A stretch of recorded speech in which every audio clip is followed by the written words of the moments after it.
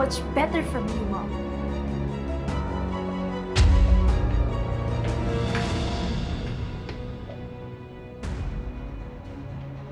Trixie, what's wrong?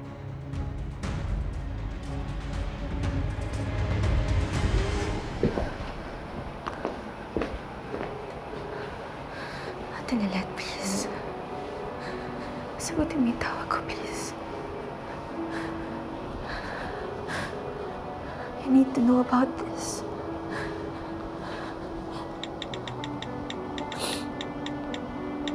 Ate Lilet, please.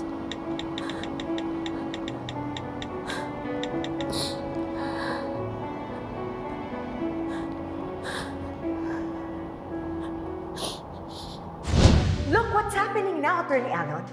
Your failures are spiraling out of control.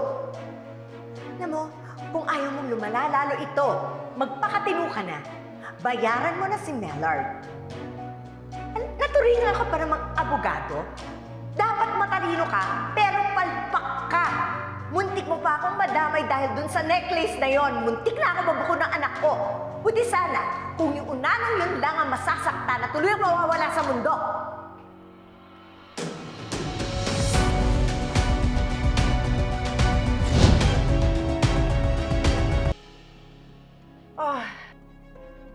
What happened with our daughter?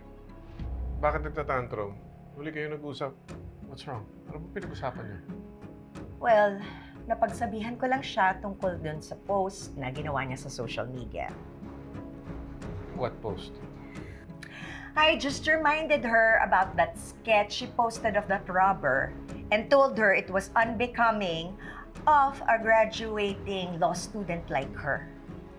So I pretty much crushed her ego. So, ako na bahala kay Trixie. Don't worry about her. Okay. I'm just gonna take a shower. Magkikita kami ni Ava. And I might be coming home late tonight kasi tumagang kaibigan ko magkikita doon kami mamaya. Ano pag-uusapan niyo ni Evan?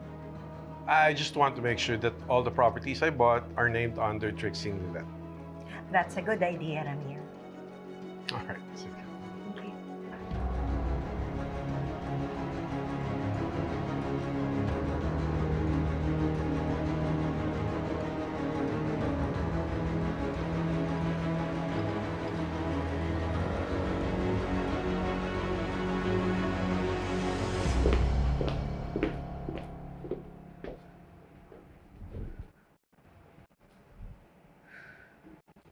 Why do you have to do this, Mom? Hanggang ngayon ba, hindi mo pa rin natatanggap si Ate Lilet?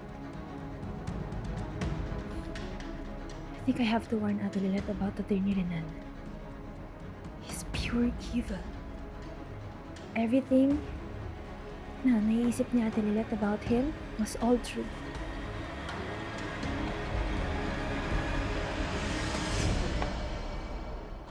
Patricia naman, ba't mo sinabi yun? Wala na akong choice. I was cornered. Come on now, Patricia. Ngayon mo pa talaga sasabihin yan. Look, you ruined everything. Dumagdag ka pa talaga. Hindi pa nga tapos yung mga problema ko, tapos nandito ka na naman. Attorney Alon, listen to me.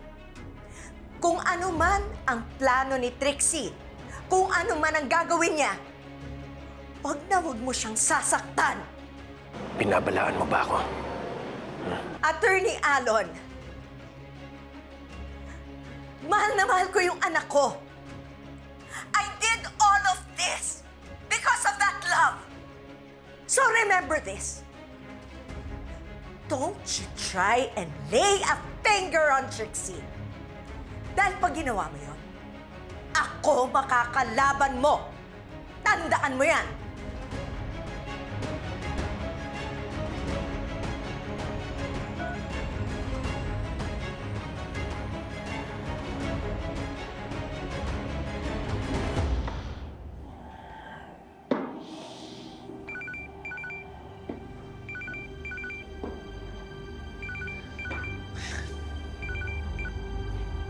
Mr. Arsenal,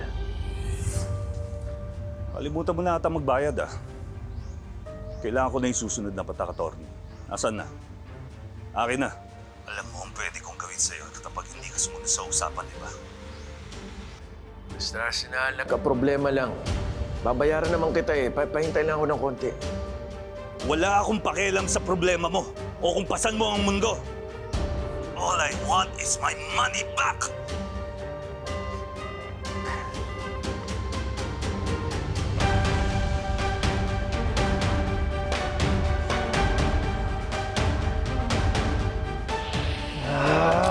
Walang katapusang problema.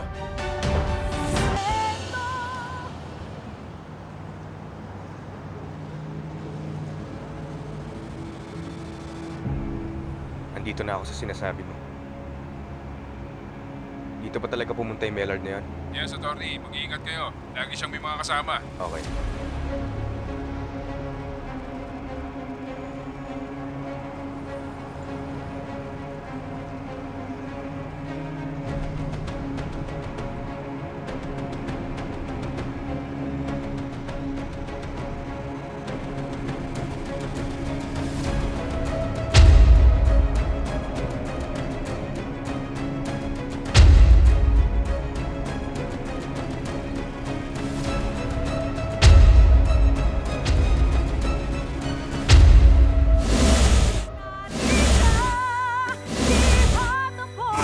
Kung nandito lang talaga si Mati, sigurado ako na magiging masaya siya kasi magsisettle down na ako with you. And I know that you're the perfect man for me. Saan ka pupunta? Kakausapin ko si Ate Lilet. She needs to know all of this. Don't do this to me. Mom, you can stop me. And when Sabrina wakes up, we'll have even stronger evidence against Attorney Alan. Everything will change. Yun nga lang, damay lang si Tita Patricia mo. Bakit ba takot na takot ka sa kanya, ha? Ano bang gagawin niya sa'yo, Mom? Attorney Alan knows a secret. Mom, tell me! Masisira ako. Masisira tayong lahat.